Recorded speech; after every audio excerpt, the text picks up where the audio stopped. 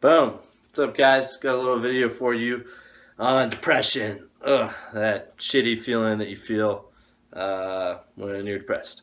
Or if you're not depressed right now and you just want to learn about it a little bit, I'll give you my take on it and my experience with it, a little bit of research. If you don't know, I do have a degree in psychology. I have a certification in NLP and hypnosis, and yeah, I've studied a lot of this on my own with practical life experience because I find this interesting. It's my passion in life, and yeah, so those are my credentials for this. So, things I want to get into. One, if you're depressed right now, don't get caught in like silly questions like, what's the point? Because that in itself, while you're depressed, you're not going to be able to find the answer to it. It's unlikely that you will. But if you do, you'll probably be on your way out of depression. So yeah, two main important things you should be aware of being depressed is one is take responsibility for it. I know people are going to hate it, especially if they're blaming the world for how they feel. It's really simple, actually, that you are responsible for your life. And you might be like, oh, well, I was born into this family with this, blah, blah, blah. Okay, yeah, that's true. You're dealt certain cards, but how your life is right now, you're responsible for. If you're 18 years old, if you're 20, XYZ, whatever.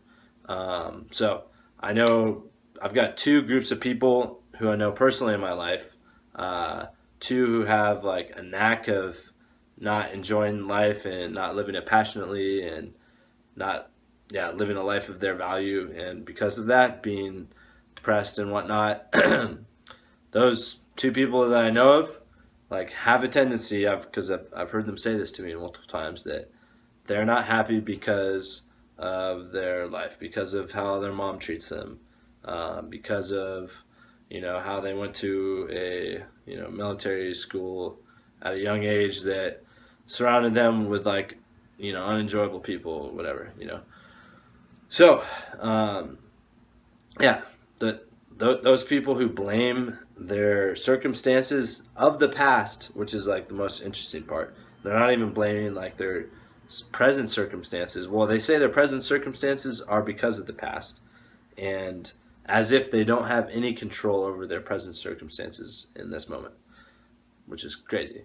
And then there's also two people I know who've had way worse cards that they were dealt upbringing, like stuff I'm not even gonna get into because it's very sad and messed up, like the upbringing they've had.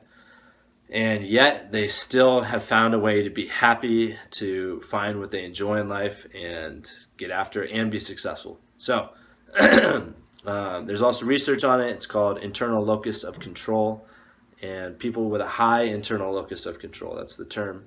So if you want to search it, that's what it's called.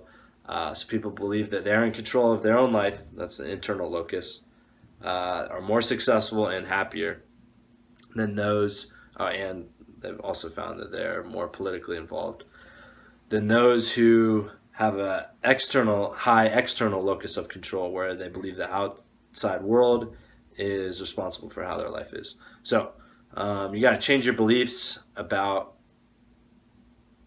I guess you could say, life, happiness, whatever, in order to be happy.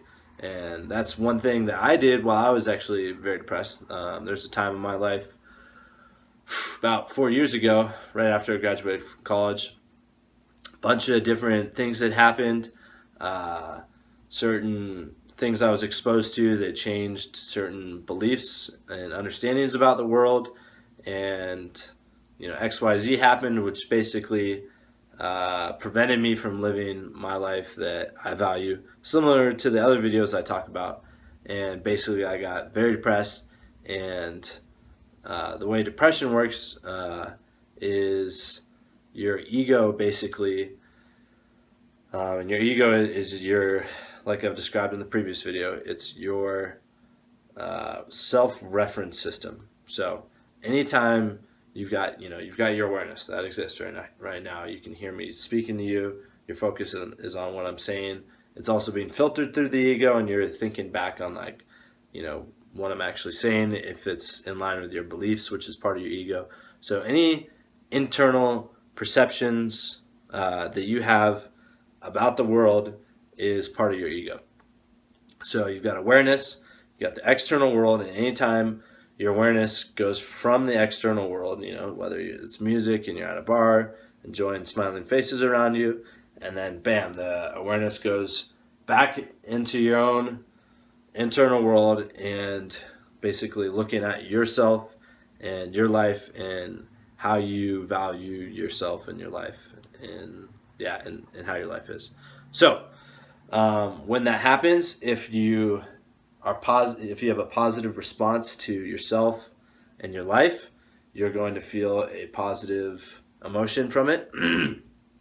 If you're living your life in a way that does not make you proud of yourself, does not make you proud of your life, whatever, if that is happening, as soon as your awareness goes from the external world to the internal world, if it's negative, you're going to have a negative emotion out of that. So pretty simple, as you'd expect.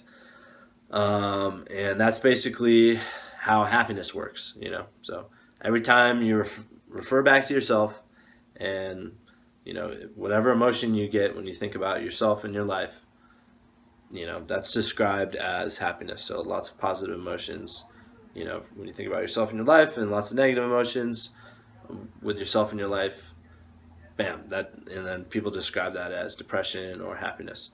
So I'm going to throw a little research at you because a lot of people like that. It's important too.